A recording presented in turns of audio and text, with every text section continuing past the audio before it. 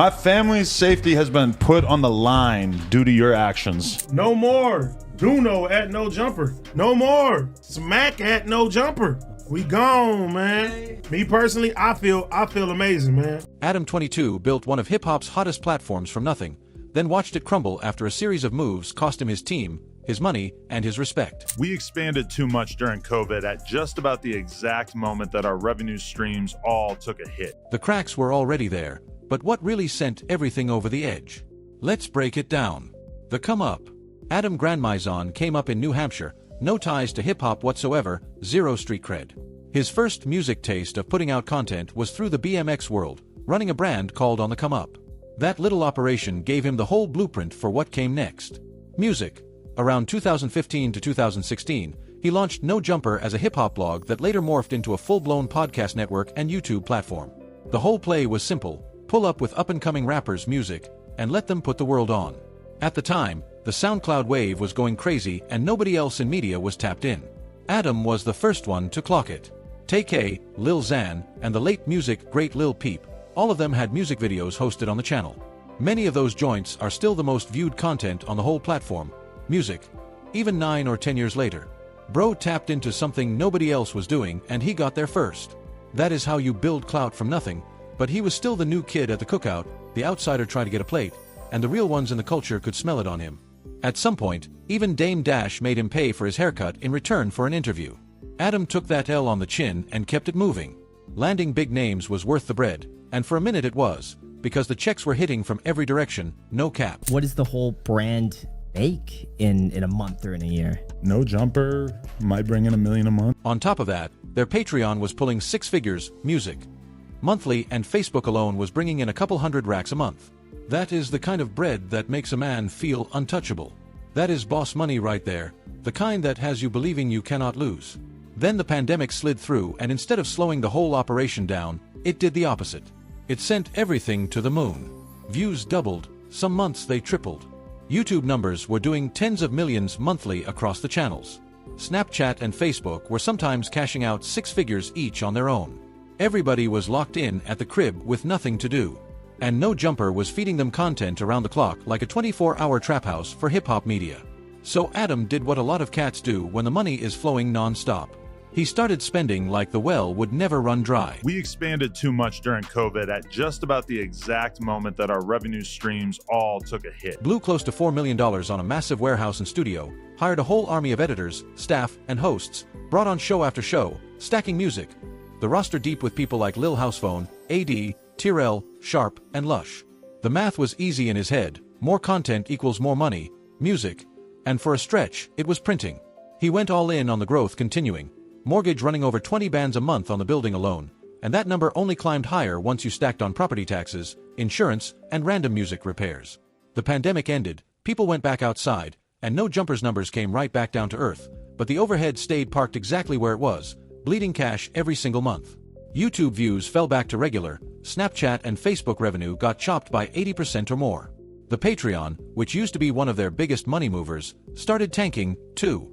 Revenue was drying up from every angle, and Adam was stuck holding the tab on a building, a deep staff roster, and a monthly burn rate that the business could no longer carry. The gap between what was coming in and what was going out was about to get a whole lot wider. And the money was not the only thing this man was about to fumble. Profiting off pain. There was always a weird energy baked into No Jumper's whole identity. On one side, Adam played the role of the plug who gave underground artists their first real shot before any label or media outlet gave a damn. On the other side, the content had been sliding further and further away from music and deeper into the trenches of street drama, violence, and messy controversy. And the line between documenting the culture and straight-up pimping it for clicks was one that Adam seemed more and more willing to hop over. One of the earliest warning signs came when Bunk Gang pulled up to an interview completely gone off something, visibly in no shape to be on camera. To keep it a stack, Adam did try to shut it down, but the footage still went up and it racked up 5 million views.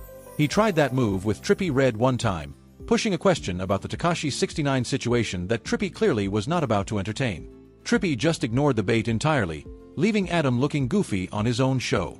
These moments were stacking up, and the way folks in the culture were looking at Adam was hardening into something permanent, culture vulture, straight up.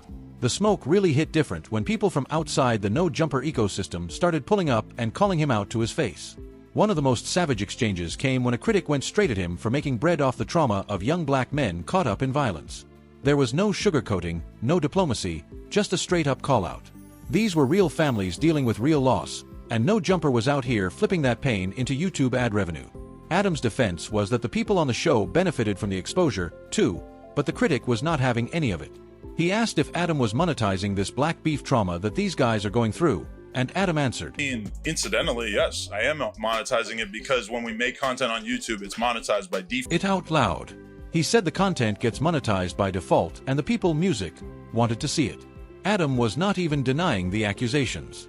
He was just framing it like a businessman instead of a vulture. And for a hot minute, some of the audience actually rocked with him because he was at least keeping it real about what he was doing. But whatever goodwill was still on the table got wiped clean when Adam decided to sit down with Blockstar, the man who got locked up for the murder of Pop Smoke. That decision alone was enough to set the internet ablaze, but the interview itself made the whole thing 100 times worse.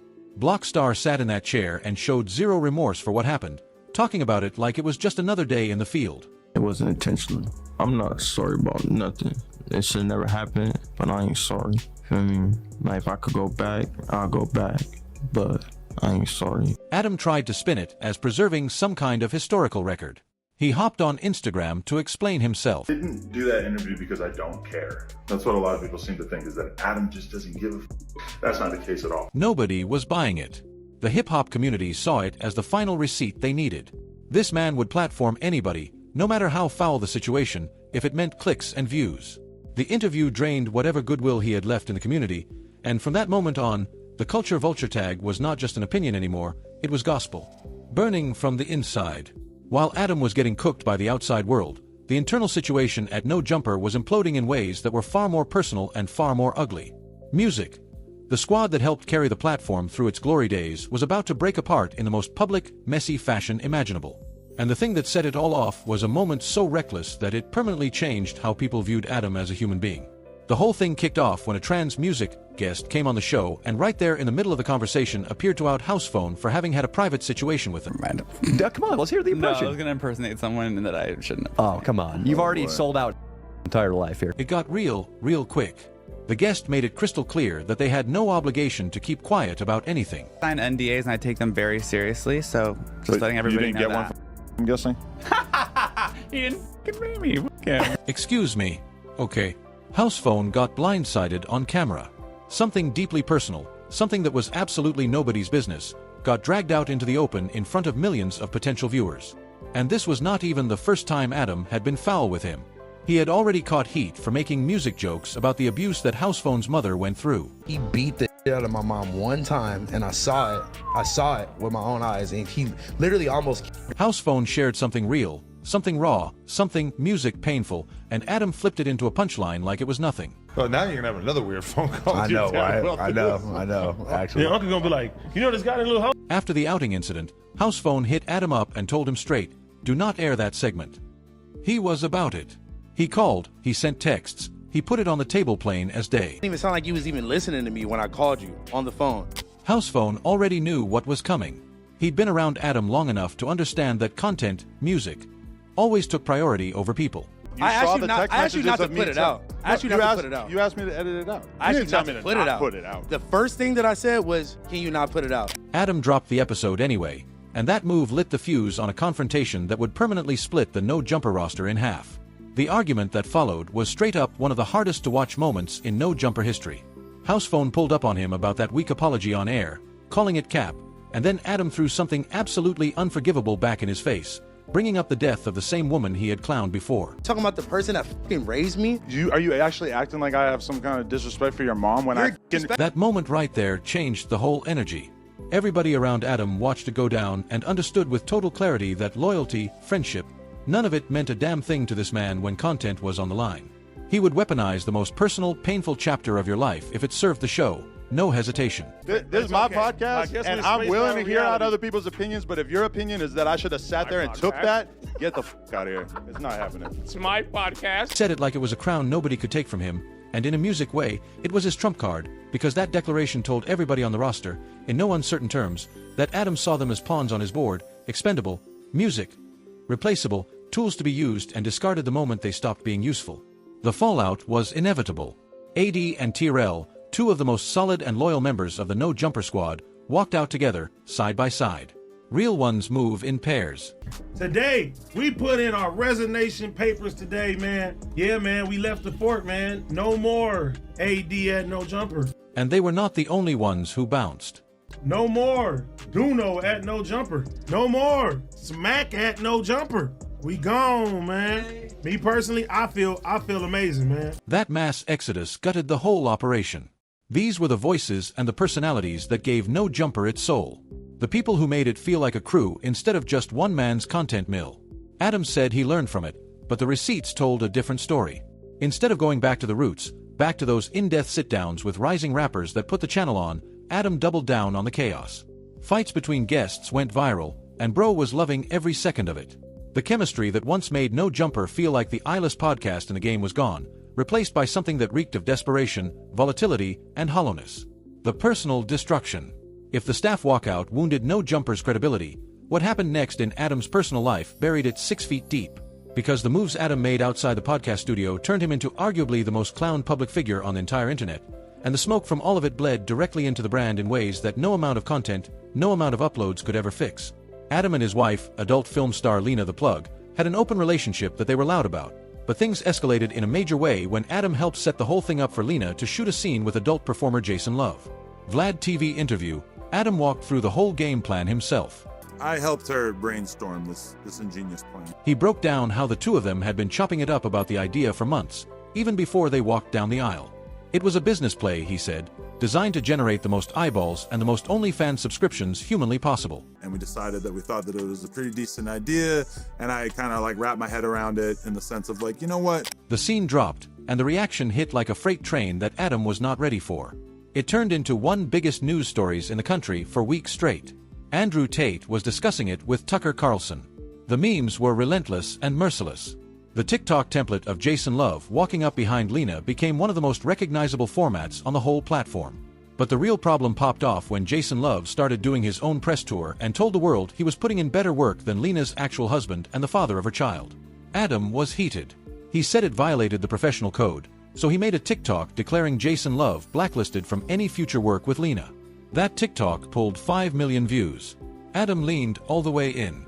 He treated the entire situation like a viral marketing campaign, music, and from a strictly financial standpoint, it went crazy. The scene became the highest-earning OnlyFans content of all time. Lena made millions with a capital M. Plug Talk, their joint business, doubled in revenue overnight. But within the hip-hop world, none of those numbers mattered even a little bit.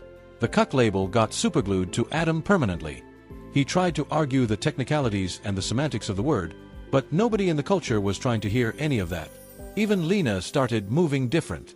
She was publicly talking down to him in ways that the internet immediately pounced music on. And despite the so-called blacklist, word was that Lena kept filming with Jason Love anyway. The disrespect was layered at this point. Then came the boxing match, and this is where it went from bad to catastrophic. In January 2026, Adam22 and Jason Love squared up in a celebrity music boxing bout promoted by Adam Ross. This was supposed to be Adam's redemption arc, his shot to reclaim some dignity, to settle the score with his hands in front of the whole world, but the result was the absolute worst-case scenario. The fight ended in a TKO in the first round, reportedly lasting somewhere around 60 to 70 seconds. Adam looked overwhelmed from the jump and put up next to no resistance before the ref waved it off. To pile on even further, Lena was working as a ring girl for the event and made comments afterward about Jason being very large in multiple ways, which the entire internet unanimously read as the most humiliating possible cosign against her own husband. The memes were vicious. Music. The comment sections were absolutely savage. People online were calling this whole spectacle one of the saddest, most emasculating public events they had ever witnessed. And for a man who had spent years positioning himself as a respected figure in hip-hop, music, a culture built on masculinity, toughness, and respect, the damage was not just bad, it was permanent and irreversible. After all that, he also went ahead and launched a show called For the Love of Lena, which was basically a reality competition to find dudes to sleep with his wife. Whatever microscopic shred of credibility he might have still had in hip-hop circles was officially dead and gone. Going broke. By this point, Adam's reputation was in the gutter, but there was one thing he still had on paper: the business. Music. No Jumper was still a running operation with 4 million subscribers, a lineup of shows, and content dropping every single day. Except behind the curtain, the numbers were painting a completely different picture, and the financial walls were closing in from every direction like a vice grip. Before the money situation even went public, Adam managed to torch his credibility with his own fanbase, a hit that was almost impossible to come back from. He got wrapped up in a crypto rug pull on the Solana blockchain, announcing his involvement in a KuCoin just 30 minutes before launch.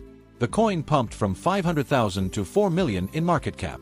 Then Adam and the other investors dumped their bags, crashing the whole thing back down to around 100,000. Classic pump and dump, textbook finesse. The irony was thick enough to choke on. Adam had literally tweeted against this exact type of scam back in 2021, calling crypto schemes and NFTs equally worthless digital junk. Music. Now here he was running the same play on his own audience. YouTube investigator CoffeeZilla caught wind of it and pulled up with all the receipts. In DMs that later surfaced publicly, CoffeeZilla told him the truth to his face, saying he shouldn't run a coin, that he's either going to scam or get scammed. Then came the announcement that rocked the whole landscape. In April 2025, Adam dropped a video titled "No Jumper is Going Broke." He came out and said the company was hemorrhaging money and he could no longer keep it under wraps. In a separate sit-down with DJ Vlad, he tried to contextualize the whole mess. Yeah, it's funny seeing people try to dunk on me where it's like, bro, I chose to share this with the world, so clearly I'm not too embarrassed about it. He broke down the numbers for everyone to see. Music. The Instagram account, which the team had spent almost a decade building up from nothing, got deleted overnight with zero explanation and no strikes on record. That account had been a major bag. They were selling sponsored posts on it consistently, and that whole revenue stream evaporated practically overnight. On top of that, a lawsuit from former employee Harmonious Yearly came through alleging wrongful termination, music, and another former employee, Riley G., alleged sexual harassment. Adam called the whole thing an extortion attempt. Now, essentially everything in this lawsuit is completely fictional, and every lawyer that I've spoken to about it has described this as basically an extortion attempt, but it still cost us a ton of money already.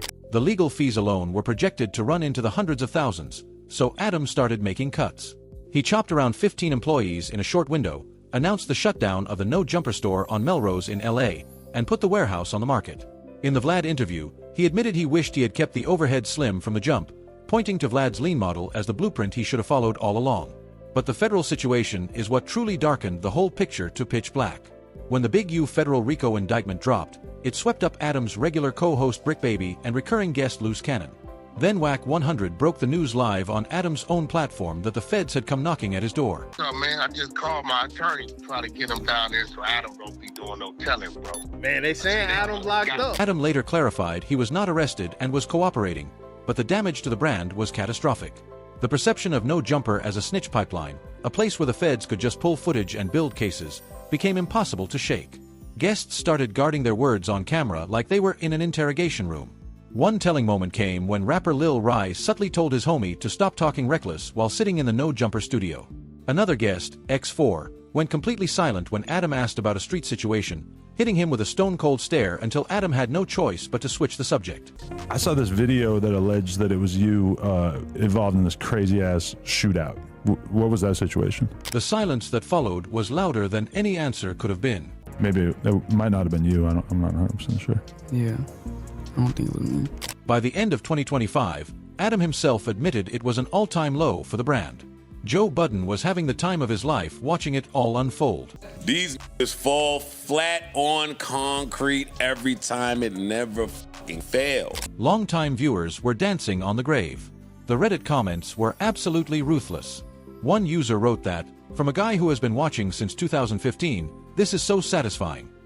Adam was now reduced to sliding into DMs on X, offering to respond for life to anyone who paid $5 a month for YouTube membership. From kingpin of hip-hop media to begging for fivers. That is what rock bottom looks like when you built your throne on sand. For Adam, this must be really painful. At one point, he was viewed as among the biggest players in hip-hop that people flock to every month. And that is the whole story of Adam22, a dude who built something real, something that actually moved the needle in hip-hop, and then systematically tore it down through greed, recklessness, cold-blooded treatment of the people closest to him, and a stubborn refusal to ever take an L and learn from it until the bread forced his hand. He still swears he is going to survive this. He still drops content. He still streams. But the era of No Jumper being a force in the culture, that is a wrap, and everybody watching knows it. So let me ask you this, when everything started falling apart for Adam, was it bad luck or solely the result of the moves he chose to make? Let me know what you think in the comments. For more videos like this one, click on this next card on your screen.